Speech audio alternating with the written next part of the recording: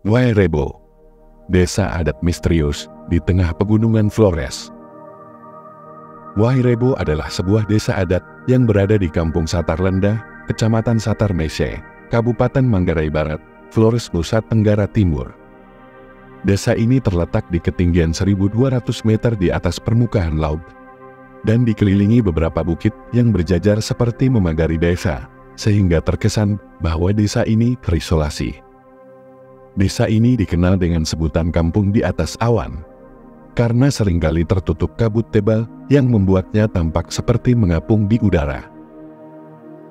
Desa Wairebo memiliki 7 rumah utama yang disebut sebagai Mbaruniang.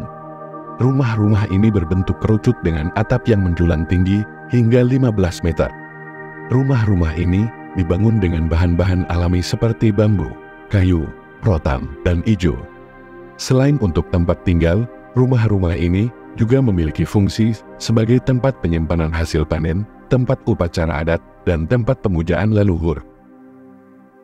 Desa Wairebo merupakan salah satu destinasi wisata budaya di Kabupaten Manggarai.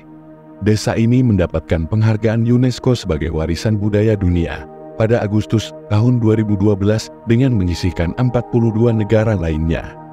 Penghargaan ini diberikan karena desa ini berhasil melestarikan nilai-nilai budaya dan tradisi yang diwariskan oleh leluhur mereka.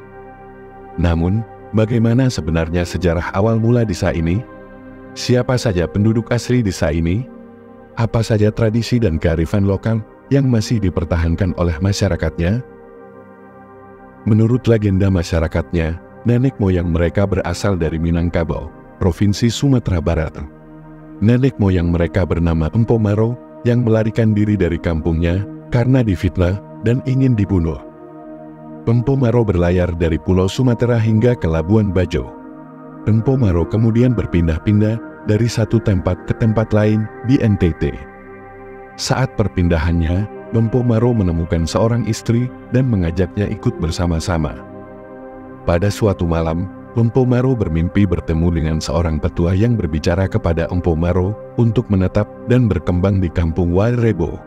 Empo Maro mengikuti apa yang petua itu katakan. Ia bersama istrinya mencari kampung Wairebo tersebut. Setelah sampai di Wairebo, Empo Maro dan istrinya hidup dan menetap di sana. Mereka kemudian memiliki keturunan yang menjadi penduduk asli desa ini. Kehidupan masyarakat Wairebo tidak saja memiliki keindahan desa dan alamnya saja. Ragam kehidupan dan sosialnya pun juga menjadi daya tarik. Desa ini ditinggali oleh 44 keluarga dengan mata pencaharian utama di sektor pertanian seperti kopi, cengkeh, dan umbi-umbian. Sedangkan para wanita di desa adat Wairebo, selain mengerjakan pekerjaan rumah, mereka juga menanam dan membantu kaum pria di kebun.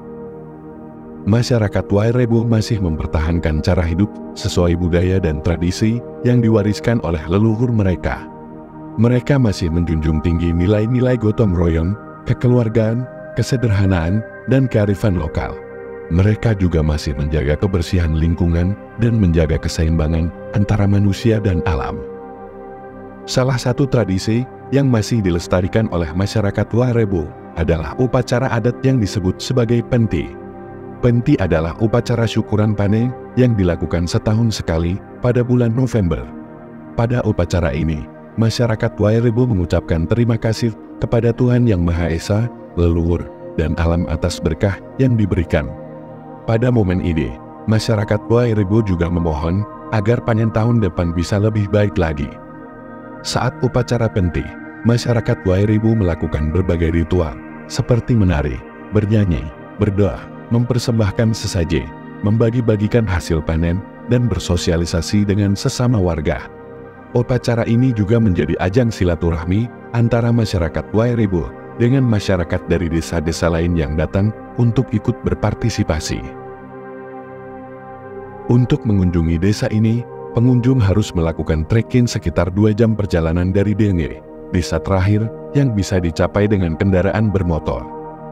Pengunjung disarankan untuk menyewa jasa pemandu lokal yang bisa membantu menunjukkan jalan dan memberikan informasi seputar desa ini. Sebelum masuk ke desa ini, pengunjung harus membunyikan sebuah alat tradisional yang terbuat dari bambu yang bernama pepak. Pepak berfungsi sebagai isyarat bahwa desa ini sedang kedatangan tamu.